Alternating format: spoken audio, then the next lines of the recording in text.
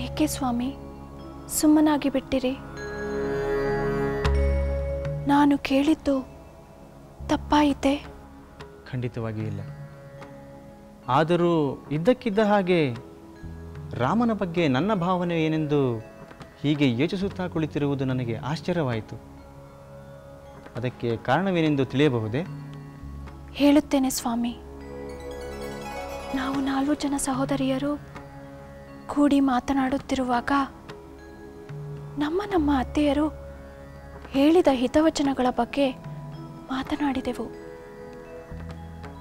ಆಗ ಅತ್ತೆಯವರ ಬಗ್ಗೆ ಒಂದು ವಿಷಯ ತಿಳಿದು ಬಂತು. ಹೇಳು ಮಾಂಡವಿ, ನನ್ನ ತಾಯಿ ಬಗ್ಗೆ ಏನೇನು ವಿಚಾರ ಮಾತನಾಡಿದಿರಿ? ಅದಕ್ಕೂ ರಾಮನ ಬಗ್ಗೆ ನನ್ನ ಭಾವನೆ ಏನೆಂದು ತಿಳಿದುಕೊಳ್ಳುವುದಕ್ಕೂ ಏನು ಸಂಬಂಧ? ಅತ್ತೆಯವರಿಗೆ ನಿಮ್ಮ ಮೇಲೆಯೇ ಹೆಚ್ಚಿನ ಮಮತೆಯಂತೆ. ಭಾವನವರಿಗಿಂತ ನೀವು ಯಾವುದರಲ್ಲೂ ಕಡಿಮೆ ಇಲ್ಲದಂತೆ ಕೀರ್ತಿಶಾಲಿಯಾಗಬೇಕೆಂದು ಅವರ ಬಯಕೆ. ಆದ್ದರಿಂದ ಅತ್ತೆಯವರ ಬಯಕೆಯನ್ನು ಈಡೇರಿಸಲು ನೀವು ಭಾವನವರಿಗೆ ಪ್ರತಿಸ್ಪರ್ಧಿ ಎಂದು ತಿಳಿಯುವಿರಾ? ಈಗ ನಿನ್ನ ಚಿಂತೆಯೆಲ್ಲ ಅರ್ಥವಾಯಿತು ಮಾಂಡವಿ. ನನ್ನ ತಾಯಿಗೆ ನನ್ನ ಮೇಲೆ ಅಪಾರ ಪ್ರೀತಿ. ತನ್ನ ಪುತ್ರ ಉಳಿದ ಸಹೋದರರಿಗಿಂತ ಹೆಚ್ಚು ಕೀರ್ತಿಶಾಲಿಯಾಗಬೇಕೆಂಬ ಬಯಕೆ. ಆದರೆ ಮೊದಲಿನಿಂದಲೂ ರಾಮಚಂದ್ರನು ಎಲ್ಲದರಲ್ಲೂ ಮೇಲು. ನನ್ನ ತಾಯಿ ರಾಮಚಂದ್ರನಿಗೆ ಪ್ರತಿಸ್ಪರ್ಧಿಯಾಗು ಎಂದು ಉಪದೇಶ ಮಾಡುತ್ತಾರೆ. ನಾನು ನನ್ನ ತಾಯಿಯ ಮಾತು ಕೇಳಿ ರಾಮಚಂದ್ರನಿಗೆ ಪ್ರತಿಸ್ಪರ್ಧಿಯಾಗುತ್ತೇನೆ. ನಿನ್ನ ಪತಿ, ನಿನ್ನ ಸೋದರಿ ಸೀತೆಯ ಪತಿ ಇಬ್ಬರು ಪರಸ್ಪರ ಪ್ರತಿಸ್ಪರ್ಧಿಗಳಾದಾಗ ವೈಮನಸ್ಸೆ ಉಂಟಾಗಬಹುದು. ಅದರ ಬಿಸಿಯೂ ನಿಮ್ಮಿಬ್ಬರಿಗೆ ತಟ್ಟಬಹುದು. ಪತಿಯ ಪ್ರತಿಷ್ಠೆಗಾಗಿ ಸೋದರಿಯ ವಾತ್ಸಲ್ಯವನ್ನು ಕಳೆದುಕೊಳ್ಳಬೇಕಾಗಬಹುದು. ಇಷ್ಟೊಂದು ದೂರಾಲೋಚನೆ ಮಾಡುತ್ತಾ ನಾನು ಬಂದರೂ ಅರಿವಿಲ್ಲದಂತೆ ಕುಳಿತುಕೊಂಡಿರುವೆ ಅಲ್ಲವೇ? ಹೌದು ಸ್ವಾಮಿ. ನನ್ನ ಮನಸ್ಸಿನಲ್ಲಿದ್ದ ಆಲೋಚನೆಯನ್ನು ನೀವೇ ಹೇಳಿಬಿಟ್ಟಿರಲ್ಲ. ಏಕೆಂದರೆ ನಾನು ನಿನ್ನ ಮನಸ್ಸನ್ನು ಕದ್ದು ಬಿಟ್ಟೆನಲ್ಲ. ಅಲ್ಲಿ ಏನೇ ನಡೆದರೂ ನನಗೆ ತಿಳಿಯುತ್ತದೆ. ಹಾಗಾದರೆ ನನ್ನ ಚಿಂತೆಗೆ ಉತ್ತರ ಏನೆಂದು ಹೇಳಿ ಸ್ವಾಮಿ. ಮಾಂಡವಿ, ನಾನು ಯಾವುದೇ ಕಾರಣಕ್ಕೂ ರಾಮನ ಪ್ರತಿಸ್ಪರ್ಧಿಯಾಗುವುದಿಲ್ಲ. ನಾನು ರಾಮನ ಪರಾಕ್ರಮವನ್ನು ಕಂಡು ರಾಮನ ಸೋದರನೆಂದು ಹೆಮ್ಮೆ ಪಡುತ್ತೇನೆ. ನಾನು ರಾಮನನ್ನು ತಂದೆ ಸ್ಥಾನದಲ್ಲಿಟ್ಟು ಗೌರವಿಸುತ್ತೇನೆ. ನನ್ನ ತಾಯಿಯು ರಾಮನನ್ನು ಮೀರಿ ನಿಲ್ಲು ಎಂದಾಗ ವಿನಯದಿಂದ ಹಿಂದೆ ಸರಿಯುತ್ತೇನೆ. ಇಷ್ಟಾದರೂ ನನ್ನ ತಾಯಿಗೆ ಬೇಸರವಾಗದಂತೆ ನಾನು ಅವಳೆದುರು ಅಪಾರವಾದ ಪ್ರೇಮವನ್ನು ವ್ಯಕ್ತಪಡಿಸುತ್ತೇನೆ. ನನ್ನ ತಾಯಿ ತನ್ನದೇ ಆದ ಸ್ವಭಾವಕ್ಕೆ ಎಲ್ಲರಿಂದ ದೂರವಿದ್ದು ಏಕಾಂಗಿಯಾಗುತ್ತಾಳೆ. ಮಗನಾದ ನಾನು ಆಕೆಯ ಗುಣದೋಷಗಳನ್ನು ಮೀರಿ ಆಕೆಯ ಹತ್ತಿರವಿದ್ದು ಸಂತೋಷ ನೀಡುತ್ತೇನೆ. ಮಾಂಡವಿ, ನಾನು ನಿನ್ನಿಂದಲೂ ನನ್ನ ತಾಯಿಯ ವಿಷಯದಲ್ಲಿ ಇಂಥ ನಡತೆಯನ್ನು ನಿರೀಕ್ಷಿಸಬಹುದೇ? ಖಂಡಿತವಾಗಿಯೂ ಸ್ವಾಮಿ. ನಿಮ್ಮ ನಿರೀಕ್ಷೆಯಂತೆ ನಾನು ನಡೆದು ಅತ್ತೆಯವರಿಗೆ ಆನಂದವನ್ನುಂಟು ಮಾಡುತ್ತೇನೆ. ಹಾಗೆಯೇ ಎಲ್ಲರ ಜೊತೆ ಈಗಾಗಲೇ ಇರುವ ಸುಮಧುರ ಬಾಂಧವ್ಯವನ್ನು ಉಳಿಸಿಕೊಳ್ಳುತ್ತೇನೆ.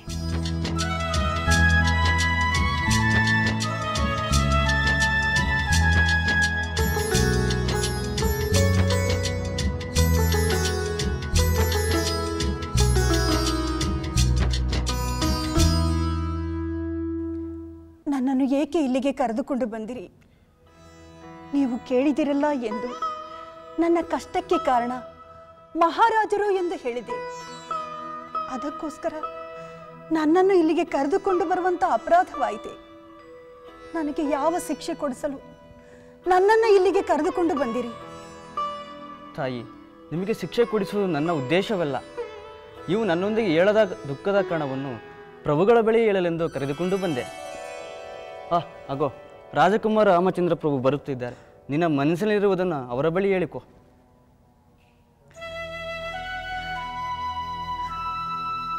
ಪ್ರಭು ರಾಮಚಂದ್ರ,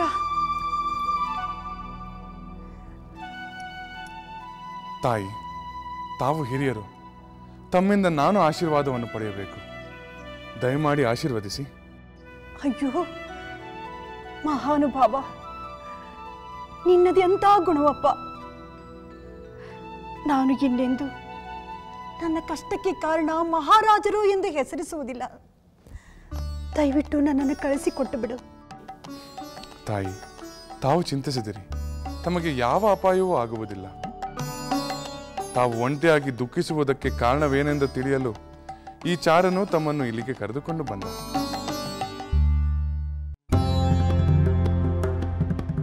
ತಾವು ಯಾವುದೇ ಭಯವಿಲ್ಲದೆ ತಮ್ಮ ದುಃಖಕ್ಕೆ ಕಾರಣವೇನೆಂದು ನನಗೆ ತಿಳಿಸಿ ಅದನ್ನು ಪರಿಹರಿಸಲು ನಾನು ಪ್ರಯತ್ನ ಮಾಡುತ್ತೇನೆ. ಅಯ್ಯೋ ದೇವರೇ, ನನಗೆಂಥ ಸಂದಿಗ್ಧ ಪರಿಸ್ಥಿತಿ ಒದಗಿಸಿದೆ. ಅದ್ಯಾವ ಕೆಟ್ಟ ಗಳಿಗೆಯಲ್ಲಿ ನನ್ನ ದುಃಖಕ್ಕೆ ಕಾರಣ ಮಹಾರಾಜರು ಎಂದು ಹೇಳಿಬಿಟ್ಟೆ. ಈಗ ಅವರ ಮಗನೆದುರು ಹೇಗೆ ಹೇಳಲಿ? ತಾಯಿ, ನಮ್ಮ ರಾಜ್ಯ ಪರಿವಾರದ ಯಾವುದೇ ಸದಸ್ಯೆಯಿಂದ ತಮಗೆ ಅನ್ಯಾಯವಾಗಿದ್ದರೂ ಅದು ನನಗೆ ಹೇಳಿ, ಅದು ನಾನು ಸರಿಪಡಿಸುತ್ತೇನೆ. ದಯಮಾಡಿ ತಮ್ಮ ದುಃಖಕ್ಕೆ ಕಾರಣವೇನೆಂದು ತಾವು ತಿಳಿಸಲೇಬೇಕು. ಹೇಳದಿದ್ದರೆ ನೀವು ಬಿಡುವುದಿಲ್ಲ ಎನಿಸುತ್ತಿದೆ. ಆಗಲಿ, ಹೇಳುತ್ತೇನೆ. ನನ್ನ ಪತಿಗೆ ನಾನು ಹಿರಿಯ ಹೆಂಡತಿ. ನನ್ನನ್ನು ಮದುವೆಯಾದ ನಂತರ ನನ್ನ ಪತಿ ಇಬ್ಬರನ್ನು ಮದುವೆಯಾದರು. ನಂತರ ನನ್ನನ್ನು ಅವರು ನಿರ್ಲಕ್ಷಿಸತೊಡಗಿದರು. ಅವರ ಪ್ರೇಮವೆಲ್ಲ ಕಿರಿಯ ಹೆಂಡತಿಯ ಪಾಲಾಯಿತು.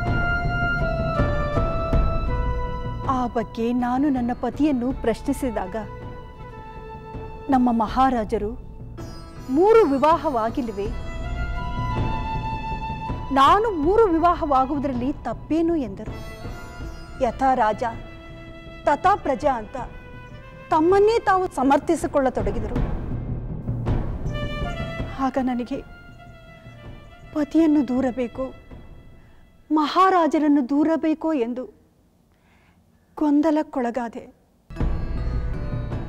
ಆಗ ಇವರು ಕೇಳಿದ್ದಕ್ಕೆ ನನ್ನ ಕಷ್ಟಕ್ಕೆ ಕಾರಣ ಮಹಾರಾಜರು ಎಂದು ಹೇಳಿದೆ. ನನ್ನ ತಪ್ಪನ್ನು ಕ್ಷಮಿಸಿಬಿಡಿ. ಇನ್ನೆಂದೂ ಹೀಗೆ ಹೇಳುವುದಿಲ್ಲ. ನನ್ನನ್ನು ಕಳಿಸಿಕೊಡಿ. ಚಿಂತಿಸಬೇಡಿ ತಾಯಿ, ಚಿಂತಿಸಬೇಡಿ. ತಮ್ಮ ಮನದ ನೋವು ಏನೆಂದು ನನಗೆ ಅರ್ಥವಾಗುತ್ತದೆ. ಈಗ ಈ ಚಾರನ್ನು ತಮ್ಮನ್ನು ತಮ್ಮ ಮನೆಯವರೆಗೂ ಕರೆದುಕೊಂಡು ಹೋಗುತ್ತಾನೆ.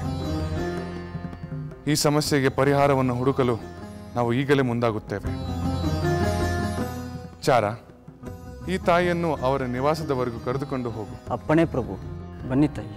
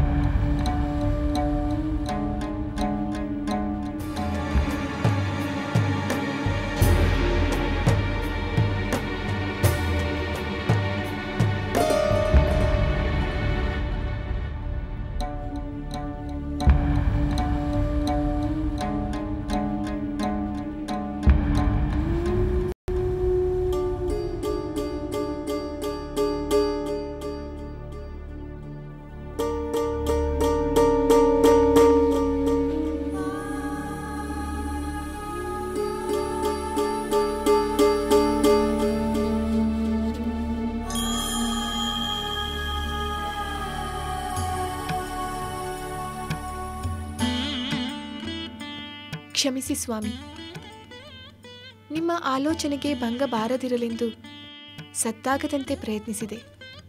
ಆದರೂ ಚಿಂತೆ ಇಲ್ಲ ಸೀತೆ. ನಿನ್ನ ಆಗಮನವಾದ ಮೇಲೆ ನನ್ನ ಚಿಂತೆ ಎಲ್ಲವೂ ದೂರವಾಗಬೇಕು ಅಲ್ಲವೇ?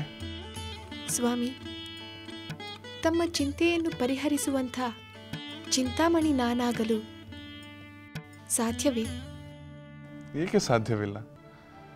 ಸಲಹೆ ನೀಡುವುದರಲ್ಲಿ ಸತಿಯು ಮಂತ್ರಿಯೇ ಸಮಾನವೆಂದು ಹೇಳುತ್ತಾರೆ. ನೀವು ನನ್ನಿಂದ ಸಲಹೆ ಅಪೇಕ್ಷಿಸುತ್ತೀರಾ? ಏಕಾಗಬಾರದು ಸೀತೆ. ಮಹಿಳೆಯ ಸಮಸ್ಯೆಯೊಂದಕ್ಕೆ ನಿನ್ನಂತಹ ಸದ್ಗುಣಶಾಲಿಯಾದ ಮಹಿಳೆಯಿಂದ ಪರಿಹಾರ ದೊರೆಯಬಹುದಲ್ಲವೇ? ಏನು? ಮಹಿಳೆಯ ಸಮಸ್ಯೆಯೇ? ಹೌದು ಸೀತೆ, ಈ ರಾಜ್ಯದ ತಾಯಿಯೊಬ್ಬಳ ಚಿಂತೆಯಿಂದ ಇಲ್ಲಿನ ಮಹಿಳೆಯರಿಗೂ ಕೂಡ ದುಃಖ ಹೊಂದಿದೆ ಎಂದು ತಿಳಿಯಿತು. ಅದೇನೆಂದು ನಾನು ಕೇಳಬಹುದೇ ಸ್ವಾಮಿ? ಅಗತ್ಯವಾಗಿ.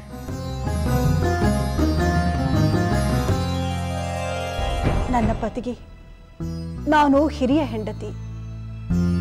ನನ್ನನ್ನು ಮದುವೆಯಾದ ನಂತರ ನನ್ನ ಪತಿ ಇಬ್ಬರನ್ನು ಮದುವೆಯಾದರು. ನಂತರ ನನ್ನನ್ನು ಅವರು ನಿರ್ಲಕ್ಷಿಸತೊಡಗಿದರು. ಅವರ ಪ್ರೇಮವೆಲ್ಲ ಕಿರಿಯ ಹೆಂಡತಿಯ ಪಾಲಾಯಿತು. ಆ ಬಗ್ಗೆ ನಾನು ನನ್ನ ಪತಿಯನ್ನು ಪ್ರಶ್ನಿಸಿದಾಗ ನಮ್ಮ ಮಹಾರಾಜರು 3 ವಿವಾಹವಾಗಿಲ್ವೇ, ನಾನು 3 ವಿವಾಹವಾಗುವುದರಲ್ಲಿ ತಪ್ಪೇನು ಎಂದರು. ಯಥಾ ರಾಜ ತಥಾ ಪ್ರಜಾ ಅಂತ ತಮ್ಮನ್ನೇ ತಾವು ಸಮರ್ಥಿಸಿಕೊಳ್ಳತೊಡಗಿದರು. ತಾವು ಹೇಳಿದ ಆ ಮಹಿಳೆಯ ಸಮಸ್ಯೆ ಸರ್ವವ್ಯಾಪಿಯಾಗಿದೆ ಎನಿಸುತ್ತಿದೆ.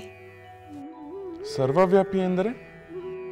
ಸರ್ವವ್ಯಾಪಿ ಎಂದರೆ ಅರಮನೆಯ ಹೊರಗೂ ಅರಮನೆಯ ಒಳಗೂ.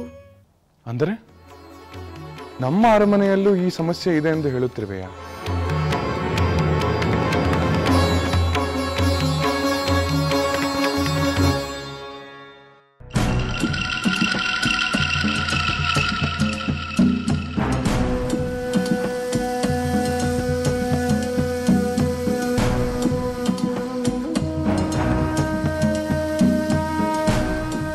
ಮಹಾರಾಣಿಯವರಿಗೆ ಪ್ರಣಾಮಗಳು.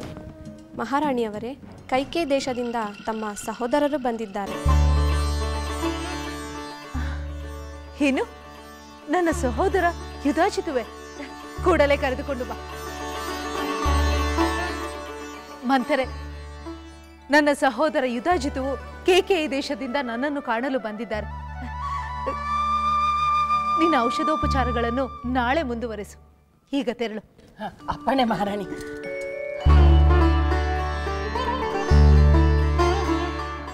ಸೋದರಿ ಕೈಕೆ ಕ್ಷೇಮವೇ? ನನ್ನ ಕ್ಷೇಮಕ್ಕೇನೂ ಕೊರತೆ ಇಲ್ಲ. ಕೈಕೇಯಿ ದೇಶದ ಸುಪುತ್ರರಿಗೆ ಈ ದಾಸಿಯು ನಮಸ್ಕರಿಸುತ್ತಾಳೆ. ಓಹೋ, ಮಂತರೆ, ನೀನಿನ್ನೂ ಇರುವೆಯಾ?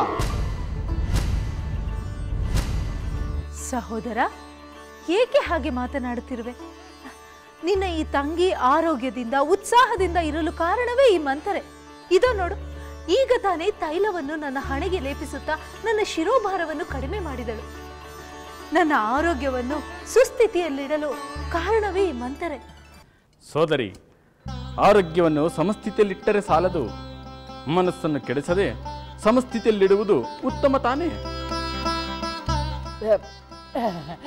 ಮಹಾರಾಣಿ, ಪ್ರಭುಗಳು ಈ ಬಡದಾಸಿಯನ್ನು ಕುರಿತು ಹಾಸ್ಯ ಮಾಡುವುದನ್ನು ಇನ್ನೂ ಬಿಟ್ಟಿಲ್ಲ. ಇರಲಿ ಇರಲಿ, ರಾಜಕಾರ್ಯದಲ್ಲಿ ಬಿಡುವು ಮಾಡಿಕೊಂಡು ಸಹೋದರಿಯನ್ನು ಕಾಣಲು ಬಂದಿರುವಾಗ ತಮ್ಮ ವಾತ್ಸಲ್ಯದ ಕ್ಷಣಗಳನ್ನು ತಡೆಯುವುದು ಉಚಿತವಲ್ಲ. ನಾನಿನ್ನು ಹೊರಡುತ್ತೇನೆ.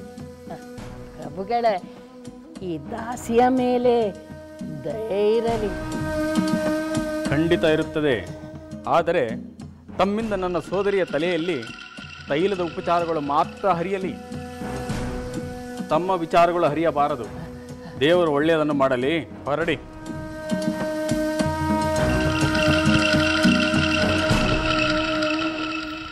ಆಸೀನನಾಗು ಸಹೋದರ. ತಂದೆಯವರು ಹೇಗಿದ್ದಾರೆ? ಚೆನ್ನಾಗಿರುವರು. ಮಿಥಿಲೆಯಲ್ಲಿ ನಿನ್ನ ಮಗನ ಕಲ್ಯಾಣದ ವಿಷಯವನ್ನು ಕೇಳಿಯೇ ಸಂತೋಷಪಟ್ಟರು. ಆದರೆ ತಮ್ಮ ಮೊಮ್ಮಗ ಭರತನ ಕಲ್ಯಾಣದಲ್ಲಿ ಭಾಗವಹಿಸದೇ ಇದ್ದದ್ದಕ್ಕೆ ತುಂಬಾ ವ್ಯಥಪಟ್ಟರು. ಏನು ಮಾಡುವುದು ಸಹೋದರ, ಎಲ್ಲವೂ ಅನಿರೀಕ್ಷಿತವಾಗಿ ನಡೆಯಿತು. ಹಾಗೆಂದು ನೀನು ತಂದೆಯವರಿಗೆ ಹೇಳಿದೆ ತಾನೆ? ತಿಳಿಸದೇ ಇರುತ್ತೇನೆಯೇ? ಕಲ್ಯಾಣವಂತೂ ನೋಡಲಾಗಲಿಲ್ಲ. ಮದುಮಗನನ್ನು ಮದುಮಗಳನ್ನು ನೋಡಿ ಹರಿಸಿ ಸಂತೋಷ ಪಡುತ್ತೇನೆಂದು ಹೇಳಿ ನನ್ನನ್ನು ಇಲ್ಲಿಗೆ ಕಳಿಸಿದ್ದಾರೆ. ಹಾಗಾದರೆ ನೀನು ಭರತನನ್ನು ಕರೆದುಕೊಂಡು ಹೋಗಲು ಬಂದಿರುವೆಯಾ? ಹೌದು ಸಹೋದರಿ, ನಿನ್ನ ಮಗ ಸೊಸೆಯನ್ನು ಕರೆದುಕೊಂಡು ಹೋಗಲೆಂದೇ ನಾನಿಲ್ಲಿಗೆ ಬಂದಿರುವುದು. ಧಾರಾಳವಾಗಿ ಕರೆದುಕೊಂಡು ಹೋಗು. ನನ್ನ ಮಗ ಸೊಸೆಗೆ ನಮ್ಮ ತಂದೆಯವರ ಆಶೀರ್ವಾದ ಖಂಡಿತವಾಗಿಯೂ ಬೇಕು. ಸಹೋದರ, ನೀನು ಭರತನನ್ನು ಕಂಡು ಬಂದೆಯಾ? ಸೋದರಿ, ಮೊದಲು ನಿನ್ನ ಕುಶಲವನ್ನು ಕಂಡು ವಿಚಾರಿಸಿದ ನಂತರ ತಾನೇ ನಿನ್ನ ಪುತ್ರನನ್ನು ಭೇಟಿ ಮಾಡಲು ಸಾಧ್ಯ. ಮೊದಲೇ ನೀನು ಸ್ವಾಭಿಮಾನಿ, ಹಠಮಾರಿ, ನನಗಿಂತಲೂ ಭರತನೇ ಹೆಚ್ಚಾದನೆಂದು ಈ ಬಡ ಸಹೋದರನ ಮೇಲೆ ಕೋಪ ಮಾಡಿಕೊಳ್ಳಬಾರದಷ್ಟೇ.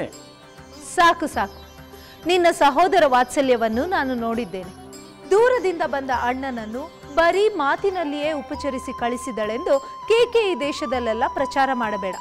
ಮೊದಲು ಈ ಫಲಾಹಾರವನ್ನು ಸ್ವೀಕರಿಸು, ನಂತರ ಉಳಿದ ವಿಚಾರವನ್ನು ಮಾತನಾಡೋಣ. ಹಾಗೇ ಆಗಲಿ.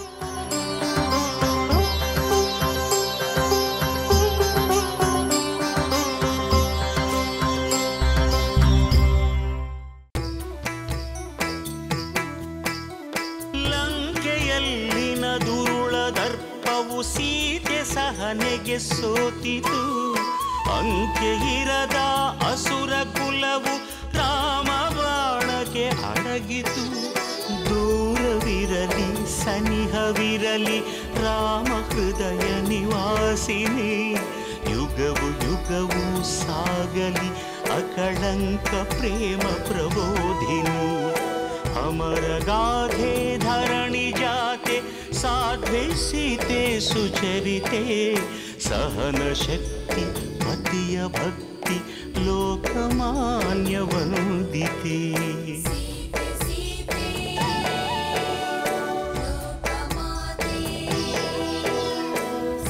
ರಾಮ ಹೃದಯ ನಿವಾಸಿನಿ ಅಕಳಂಕ ಪ್ರೇಮ ಪ್ರಬೋಧಿನಿ. ಸೀತೆ ಮಾತೆ